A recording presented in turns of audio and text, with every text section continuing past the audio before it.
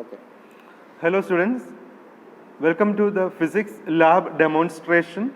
Today we are going to demonstrate an experiment, full wave rectifier. We all know a rectifier is a device used for converting alternating current into direct current. The supply that we obtain at our home is alternating current supplied by the electricity board. But many devices are there which uses direct current. So there is a requirement for converting alternating current into direct current. So for that we use a rectifier. There are two basic type of rectifier. One is half wave rectifier and then second one is a full wave rectifier. A full wave rectifier is of two types. One is center tapped full wave rectifier and the other one is bridge rectifier. Okay. So today we are going to demonstrate full wave rectifier or center tapped full wave rectifier. Now you can see this is the circuit diagram of a center tapped full wave rectifier. This is the power supply, 230 volt power supply, which is reduced to the desired AC voltage with the help of a transformer. This transformer has three terminals, two end terminals and one center tap. Two diodes are connected to the two end terminals of the transformer, and the common terminal from the between the common terminal and the center tap, we can take the output from the center tap and the common terminal. So a load resistance is connected to the common point of two diodes, and the other end of the load resistance is connected to the center tap. You can see this common grounded here, that means it is connected to the center tap here. Now this experiment has two parts. One is with filter arrangement and another is without filter arrangement. What is a filter circuit?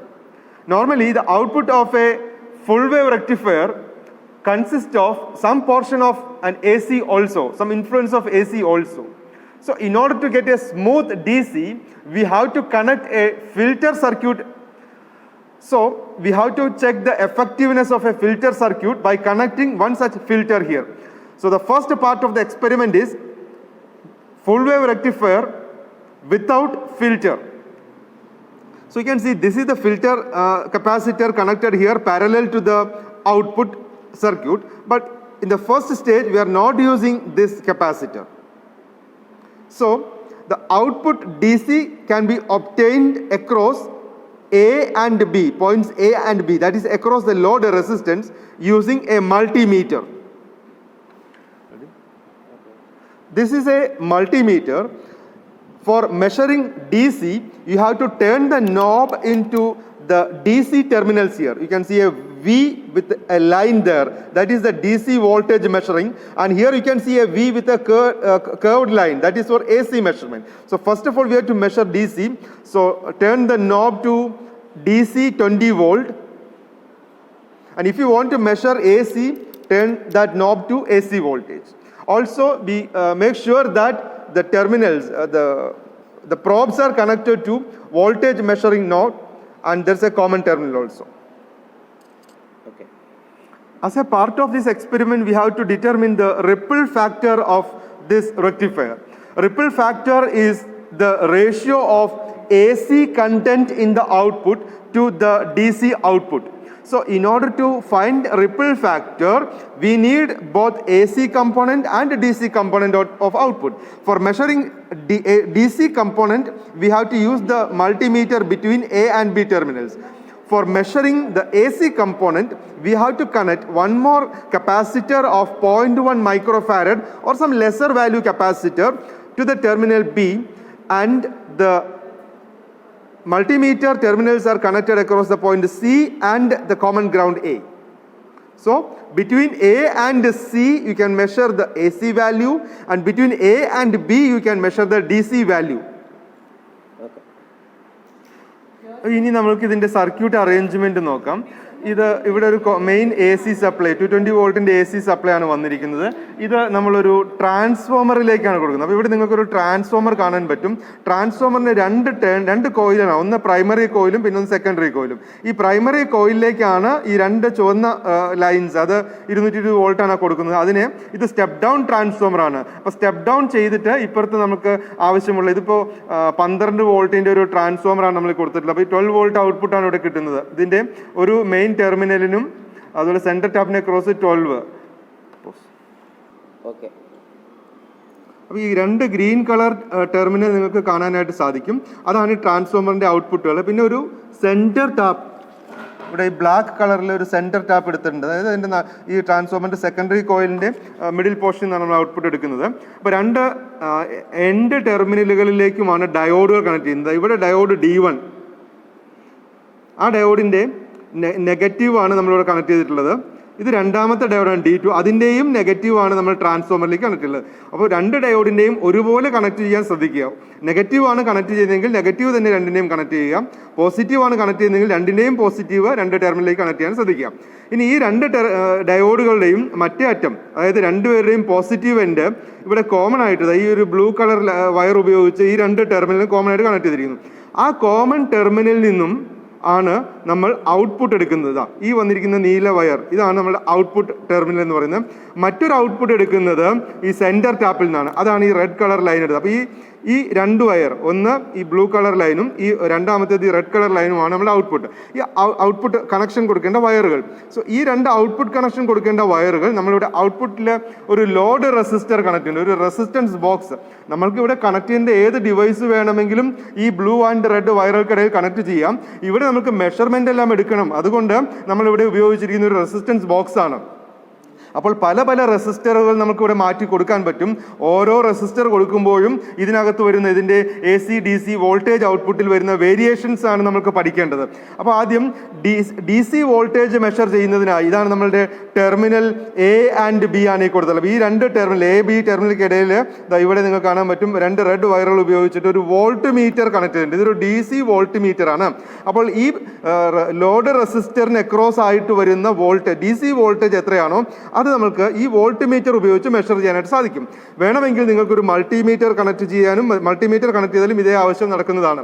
ഇനി ഇവിടെ ഇത് simultaneous നമുക്ക് AC വോൾട്ടേജും measure ചെയ്യേണ്ട. ഔട്ട്പുട്ടിൽ ഞാൻ പറഞ്ഞു നേരത്തെ കുറച്ച് AC വോൾട്ടേജ് കൂടി ഉണ്ടാവും ഔട്ട്പുട്ടിൽ.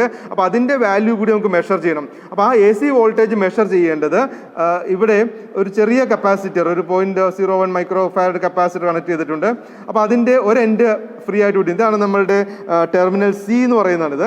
അപ്പോൾ ഈ ടെർമിനൽ Cയും ടെർമിനൽ Aയും തമ്മിൽ ഈ ഇങ്ങനെയുള്ളൊരു മൾട്ടിമീറ്ററിൻ്റെ രണ്ട് പ്രോബുകൾ ഉപയോഗിച്ച് terminal C and terminal A connect ചെയ്ത് കഴിഞ്ഞാൽ നിങ്ങൾക്ക് മൾട്ടിമീറ്ററിൽ അതിൻ്റെ AC ഔട്ട്പുട്ട് കാണുന്നതിനായിട്ട് സാധിക്കും. അപ്പോൾ ഇത്തരത്തിൽ AC ആൻഡ് DC ഔട്ട്പുട്ട് എടുക്കാം. ഇനി ആദ്യമായി ഈ ലോഡ് റെസിസ്റ്ററിൽ നമ്മളൊരു 100 ഓം, ഇത് ലോഡ് റെസിസ്റ്റർ ഒരു 100 ഓം നമ്മൾ ഇവിടുന്ന് അഴിച്ചെടുക്കുകയാണ്. 100 ഓം എടുത്തിരിക്കുന്നു. അപ്പോൾ നിങ്ങൾക്ക് ഇവിടെ ഔട്ട്പുട്ട് DC ഔട്ട്പുട്ട് കാണാനായിട്ട് സാധിക്കും. DC ഔട്ട്പുട്ടിൻ്റെ വാല്യൂ എന്ന് പറയുന്നത് അത് 10.5 വോൾട്ടേജ് ആണ് വന്നിട്ടുള്ളത്. അതാണ് അതിൻ്റെ DC ഔട്ട്പുട്ട്. അപ്പോൾ ടാബുലർ കോളത്തിൽ യു ക്യാൻ സി ഇവിടെ ടാബുലർ ഇതാണ് വിത്തൗട്ട് ഫിൽറ്റർ. അപ്പോൾ അതിനകത്ത് RL എന്ന് പറയുന്നത് ലോഡ് റെസിസ്റ്റൻസ് ആണ്. അത് 100 ഓമാണ് നമ്മൾ ഇട്ടിട്ടുള്ളത്. അതുപോലെ AC voltage output, DC voltage output. അപ്പോൾ DC വോൾട്ടേജ് ഔട്ട്പുട്ടാണ് ഇപ്പോൾ ഞാൻ പറഞ്ഞത് 10.5 വോൾട്ട് എന്ന് പറഞ്ഞു. ഇനി നമുക്ക് അതുപോലെ തന്നെ AC വോൾട്ടേജ് ഔട്ട്പുട്ട് മെഷർ ചെയ്യണം. അതിനുവേണ്ടി ഇവിടെ ഞാനൊരു മൾട്ടിമീറ്റർ സെറ്റ് ചെയ്തിട്ടുണ്ട്. അത് AC വോൾട്ടേജ് നോബിലേക്കാണ് ഇട്ടിട്ടുള്ളത്. ഇനി അത് മെഷർ ചെയ്യാനായിട്ട്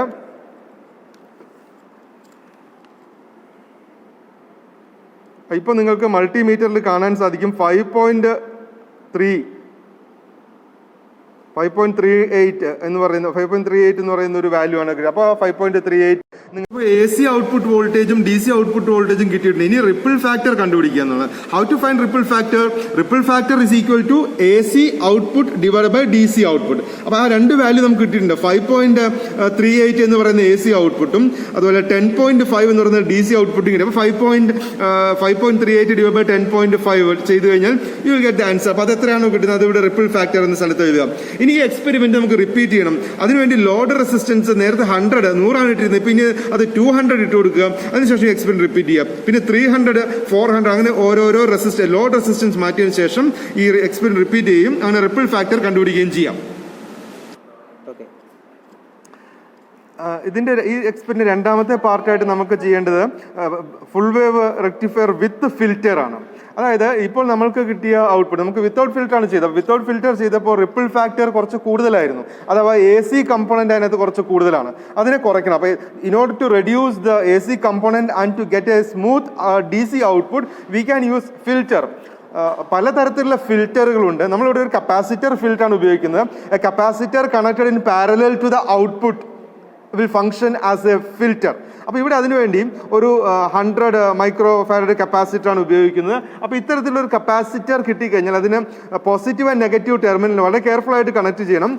ഇതിനകത്ത് നെഗറ്റീവ് ടെർമിനൽ മാർക്ക് ചെയ്തിട്ടുണ്ടാകും. ഇനി അങ്ങനെ ഇല്ലെങ്കിൽ തന്നെ ടെർമിനൽസിന്റെ ലെങ്ത് നോക്കിയിട്ട് നമുക്ക് മനസ്സിലാക്കാം. ലോങ് ആയിട്ടുള്ള ടെർമിനലാണ് പോസിറ്റീവ്, ഷോർട്ട് ടെർമിനൽ നെഗറ്റീവ് ആണ്. അപ്പോൾ ഈ തരത്തിലുള്ള ഒരു കപ്പാസിറ്റർ നമ്മൾ ഔട്ട്പുട്ട് റെസിസ്റ്ററിന് അക്രോസ് ആയിട്ടാണ് കണക്ട് ചെയ്യേണ്ടത്. ഇവിടെ ഔട്ട്പുട്ട് റെസിസ്റ്ററിന് അക്രോസ് ഒന്നിൽ ഇവിടെ കണ്ടു ചെയ്യാം, അല്ലെങ്കിൽ അതേ വയറുകൾ തന്നെയാണ് ഇവിടെ നിന്നാണ് എടുത്തിട്ടുള്ളത്. അപ്പോൾ അതിന് അക്രോസ് ആയിട്ട് കണക്ട് ചെയ്തിട്ടുണ്ട്. So you can C 100 micro farad capacitor is connected across the output resistance. അപ്പോൾ ഇവിടെ ഈ ടെർമിനലിൽ കണക്ട് ചെയ്ത് ഇത് രണ്ടുമാണ് ഔട്ട്പുട്ട് ടെർമിനൽസ്. അവിടെ നിന്നാണ് നമ്മുടെ ആ റെസിസ്റ്റർ ബോക്സിലേക്ക് കണക്ട് ചെയ്തിട്ടുള്ളത്. അപ്പോൾ ഇവിടെ കണക്ട് ചെയ്താലും മതി. അപ്പോൾ ഇപ്പോൾ ഒരു ഫിൽറ്റർ സർക്യൂട്ട് കണക്ട് ചെയ്തിട്ടുണ്ട്. ഇനി നമുക്ക് റീഡിംഗ് എടുക്കുന്നതെല്ലാം നേരത്തെ പറഞ്ഞതുപോലെ തന്നെയാണ്. ഇപ്പോൾ ഔട്ട്പുട്ട് എത്രയാണ് നമുക്ക് ഔട്ട്പുട്ടിലെ DC വോൾട്ടേജും അതുപോലെ ഔട്ട്പുട്ടിലെ AC വോൾട്ടേജ് മെഷർ ചെയ്യാം. യു ക്യാൻ സി ഔട്ട്പുട്ടിലെ DC വോൾട്ടേജ് എന്ന് പറയുന്നത് ഇപ്പോൾ ഒരു 12 വോൾട്ട് ആണ് ഔട്ട്പുട്ടിലെ DC വോൾട്ടേജ് വന്നിട്ടുള്ളത്. ഇനി AC വോൾട്ടേജ് മെഷർ ചെയ്യുന്നതിന് നേരത്തെ ചെയ്തതുപോലെ തന്നെ between terminal A and C, A എന്ന് പറയുന്നത് ഈ ടെർമിനലാണ്, C എന്ന് പറയുന്നത് നമുക്ക് മെഷർ ചെയ്യാനായി മറ്റൊരു കപ്പാസിറ്റർ ഓൾറെഡി നമ്മൾ കണക്ട് ചെയ്തിട്ടുണ്ടായിരുന്നു. അതിനെ ക്രോസ് ആയിട്ട് കൊടുക്കാം.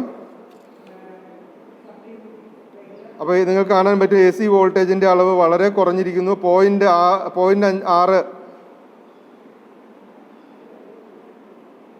0.66 ആണ് വന്നിട്ടുള്ള വോൾട്ടേജ്. അപ്പോൾ വളരെ കുറഞ്ഞിരിക്കുന്നു. അപ്പോൾ നമുക്ക് റിപ്പിൾ ഫാക്ടർ കണ്ടുപിടിക്കാം. എങ്ങനെ റിപ്പിൾ ഫാക്ടർ കണ്ടുപിടിക്കാം? AC output divide by DC output. So 0.66 divided by 12.5 വളരെ കുറഞ്ഞ ഒരു റിപ്പിൾ ഫാക്ടർ ആയി മാറിയിരിക്കുന്നു. അപ്പോൾ അങ്ങനെ ഫിൽറ്റർ സർക്യൂട്ട് കണക്ട് ചെയ്ത് ഇതിനെ ഒരു സ്മൂത്ത് DC ആക്കി മാറ്റിയിരിക്കുകയാണ്. നിങ്ങൾക്ക് ഇതിന്റെ ഔട്ട്പുട്ട് കാണണമെന്നുണ്ടെങ്കിൽ ഇതിനെ ഒരു CROയിലേക്ക് കണക്ട് ചെയ്ത് ചെയ്യാവുന്നതാണ്. നമുക്ക് ഈ എക്സ്പെരിമെന്റിന്റെ പാർട്ടായിട്ട് ഇപ്പോൾ വരാത്തതുകൊണ്ട് അത് കാണിക്കുന്നില്ല. ഇനി ഇതേ ഇപ്പോൾ വിത്ത് ഫിൽറ്റർ എക്സ്പെരിമെന്റ് നമുക്ക് റിപ്പീറ്റ് ചെയ്യേണ്ടതായിട്ടുണ്ട്. അപ്പോൾ 100 ഓമിനാണ് ഇപ്പോൾ ചെയ്തത്. അത് നേരത്തെ ചെയ്തതുപോലെ തന്നെ 100ന് പകരം 200, 300, 400 അങ്ങനെ റെസിസ്റ്ററിൽ ഇട്ടതിന് ശേഷം നമുക്ക് ഈ എക്സ്പെരിമെന്റ് റിപ്പീറ്റ് ചെയ്യാം. അപ്പോൾ നിങ്ങൾക്ക് ഈ എക്സ്പെരിമെന്റ് മനസ്സിലായെന്ന് വിചാരിക്കുന്നു. ഇന്ന് നമ്മളിവിടെ പഠിച്ചത് full wave centre tap full wave rectifier എങ്ങനെ കൺസ്ട്രക്ട് ചെയ്യാം, അതിന്റെ output voltage, output AC, output DC അങ്ങനെ കണ്ടുപിടിക്കാം എന്നുള്ളതാണ്. റിപ്പിൾ ഫാക്ടർ നമ്മൾ കണ്ടുപിടിച്ചിട്ടുണ്ട്. Thank you students. Thank you all.